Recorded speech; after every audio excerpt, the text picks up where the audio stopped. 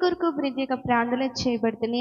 గర్భఫల విషయంలో, అనారోగ్య విషయంలో, అప్పుల విషయంలో, కుటుంబ సమాధాన విషయంలో, వ్యసనాల పాలై ఉంటే విడుదల పొందుకునే విషయంలో ప్రతి ఒక్కరి గురించి ప్రత్యేక ప్రార్థన చేయబడుతున్నాయండి. ఈ దీని వాగ్దానం చూద్దాం. యెషయా గ్రంథము 28వ అధ్యాయము 5వ వచనము.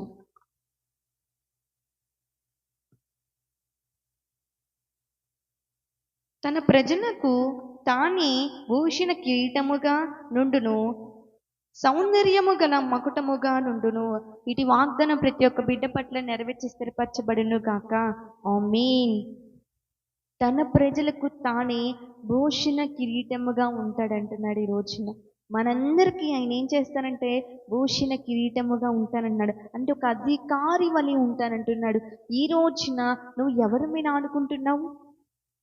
ఆయన ఒక అధికారిలాగా మన పక్క నుండి మన అన్ని వేళలా కాపాడుతూ అన్ని వేళలా మనకు తోడుని నడిపిస్తున్న వాడిని విడిచిపెట్టి నువ్వు ఎవరిని పట్టుకుంటున్నావు?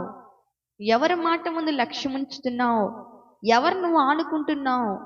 ఎవరిని నువ్వు నమ్ముతున్నావు? ఈ రోజున రాజకీయవేత్తల చుట్టూ తిరుగుతున్నావా?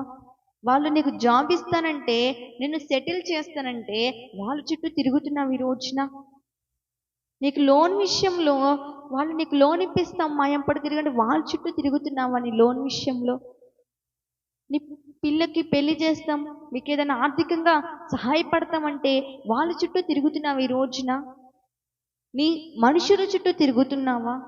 ఆయన అంటున్నాడు, నీకు నేను భూషణ కిరీటముగా ఉంటానంటున్నాడు. ఒక అధికారి వల్ల నీ పక్కనే ఉంటాను, నువ్వు ఏది కావాలో అడుగు నేను ఇస్తానంటున్నాడు.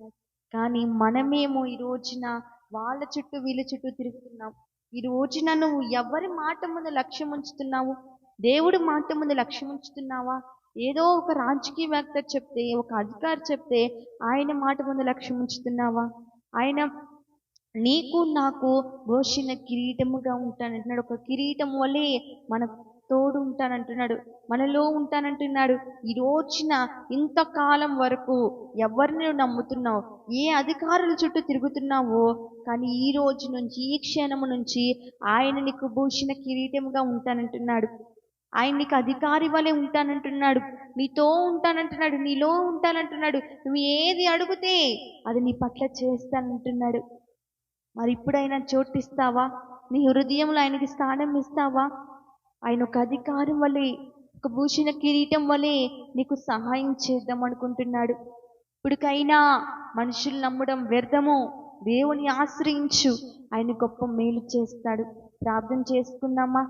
మహాపరిశుద్ధైన ప్రేమగల తండ్రి, వాగ్దానం ద్వారా ఎంతగానో మాతో మాట్లాడి మమ్మల్ని బలపరిచిన దేవుడు ప్రభువా, అవునయ్యా నువ్వు నీ ప్రజలందరికీ నువ్వు భూషణ కిరీటముగా ఉంటానంటున్న దేవుడు ప్రభువా, అవునయ్యా మా అందరికి ఒక భూషణ కిరీటముగా ఉండి ఒక అధికారి వలె మాతో ఉంటానంటున్న దేవుడు ప్రభువా, ఇది వాగ్దానం ప్రతి ఒక్క బిడ్డ పట్ల స్థిరపరిచి నెరవేర్చబడిను గాక. ఆమేన్. ప్రైజ్ లార్డ్ అండి.